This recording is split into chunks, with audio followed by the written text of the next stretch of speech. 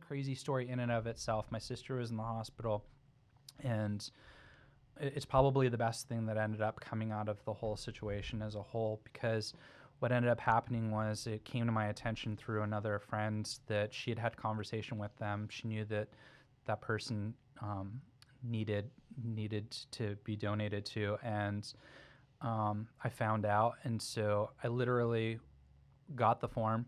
I waited an hour and a half in a waiting room for the person to come out through Donor West Network to give me a one-page form. And I ended up, the woman that was the recipient for my sister, she didn't drive. And so I had to drive over to her house across town in Chico, sat down in her living room, filled out. She'd been on the list for a long time. What was this for? And so she was on the list for a long time. And then ultimately, it was a direct beneficiary request form. And she filled it out and I filled it out. And then if she was a match, then she would have received my sister's liver. And so it was her liver.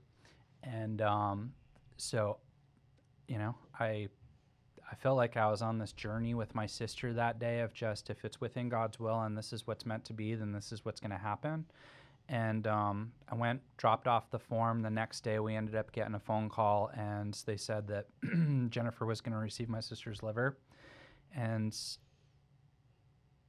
I don't know if you've ever seen the movie Crash or not. Crash is a crazy movie from back in the day, but I'm really, truly firm believer that all of our lives are intertwined more than we even really, truly can fathom. And what ended up happening was Jennifer ended up calling me, and my dad and my dad's brother, my uncle, were in the car.